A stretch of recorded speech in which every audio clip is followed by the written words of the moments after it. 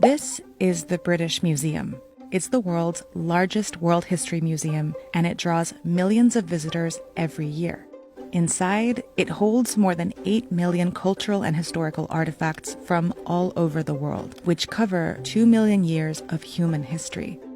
If you follow the museum's recommended list of don't miss items, you'll see its star pieces. Like this Easter Island sculpture that's about 1,000 years old, or this bronze sculpture of the Hindu god Shiva. But there's a problem hidden in the museum, and we can see an example of it along this route. Out of those 12 pieces, nearly half have disputed ownership. The British Museum claims those pieces belong there, on display for the world to see. But in recent years, many have been fighting to get them back to where they came from. The list of disputed museum treasures keeps on growing. Should cultural artefacts return to their home countries or be left in Western museums? The subject of intense debate as to who should now own them. Let's start with some context. In the late 1600s, the British Empire began expanding across several continents. It became the largest empire in history, controlling about a quarter of the world's land and population.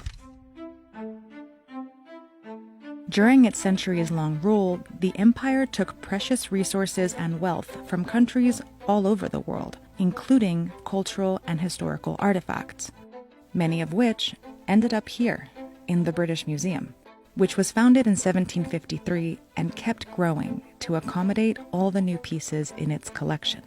Lots of the items in the museum were legally acquired and are completely undisputed, like this one, a 2,000-year-old Roman vase sold to the museum by a duke in 1945. The problem is with the pieces that are disputed, like the first item you see as soon as you walk in, the Rosetta Stone, taken by British troops from the French in what is now Egypt. Or further in, the Parthenon sculptures, removed from the Acropolis in Athens by a British lord and sent to the British Museum. Or over here, on the floor dedicated to African art, the Benin bronzes, some of the most contentious items in the museum. The Benin bronzes are kind of hard to categorize because they include such a huge range of items, from engraved ivory tusks to brass sculptures to plaques. But they were all produced here, in the Kingdom of Benin, in present-day Nigeria. This wealthy and industrious kingdom produced thousands of objects and art pieces starting in the 1500s. A lot of the items adorned palace walls and were used for religious rituals, but they weren't just decorative. There were visual archives of the kingdom in a society that did not develop written script as we know them. That's Professor Chika Okeke-Agulu, an art historian and professor from Nigeria who teaches at Princeton University. They told their history, how they narrated the histories of kingship, of the kingdom, its political and social life. But in 1897, Benin would lose thousands of these cultural pieces. At the time, European colonial powers were expanding south in what was called the Scramble for Africa. They split up the continent into spheres of influence for financial exploitation. All these pink areas were the British ones. Benin, over here, was in Britain's sphere of influence. But the kingdom didn't comply with Britain's trade demands. And in January of 1897, it led to what was called the Benin disaster, where Benin guards killed 7 British emissaries, plus their many guides and servants. In response, 1,200 British troops embarked on a mission called the Benin Punitive Expedition. The British wanted revenge, but the mission was about more than just that. There were reports of these vast treasures in the palace of the king of Benin, and that if they could retrieve these treasures, sales from it could offset the cost of the invasion. This was all well planned, and so the punitive expedition, in other words, was also an economic enterprise. The British soldiers, armed with machine guns, conquered the city and burned it to the ground, but not before carefully taking thousands of artifacts. They piled them up neatly, photographed them, and even labeled them loot.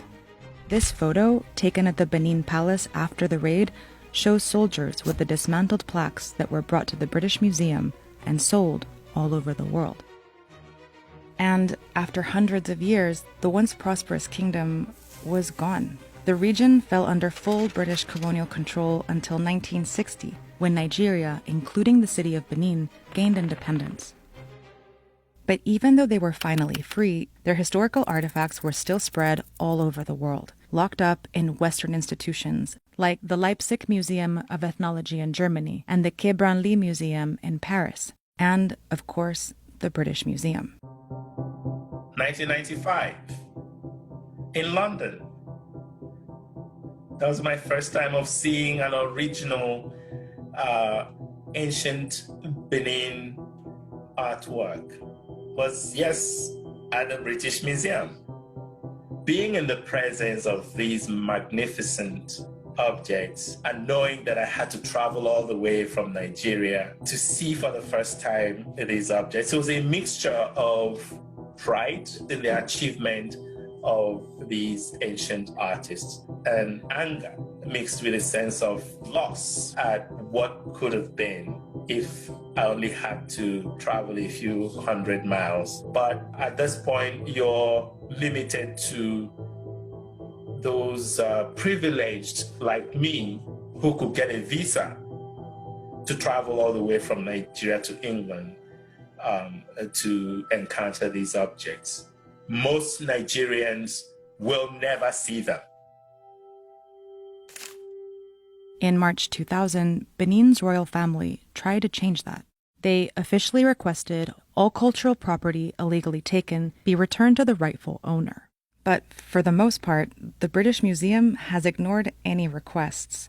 The museum is restricted by a government act that prevents it from returning objects, but it has also made its stance clear. In July of 2020, the British Museum told Vox, "We don't restitute, but we are absolutely committed to lending as widely as possible, including to Nigeria. The museum's foundational value resides in its breadth, scale, complexity, and unity, and as such is a true library of the world." Chika doesn't see it that way. The British Museum still behaves like a colonial museum. You cannot claim to be an encyclopedic collector of stolen objects. But some are starting to reckon with this history. In 2014, the grandson of this British soldier from the 1897 Benin Punitive Expedition returned these two items he had inherited to the Benin royal family. And in 2007, the Benin Dialogue Group was formed. Western museums that hold the bronzes and Nigerian government representatives have been discussing potential solutions ever since.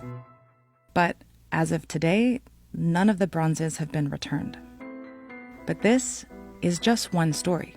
This legacy is bigger than the Benin bronzes. There are hundreds of contested items in the British Museum, with their own rich histories and with original owners trying to retrieve them. But the problem is even bigger than the British Museum. It's a legacy of centuries of colonial power that repeats itself again and again, with different artifacts in different museums, because these requests aren't just about items. They are also about cultural and historical identity and who gets to own it. This is a long-term project. It may last beyond my own lifetime, but the point is that it's now to start that process. We cannot wait any longer for a next generation to even begin the necessary task and project of cultural reconstitution.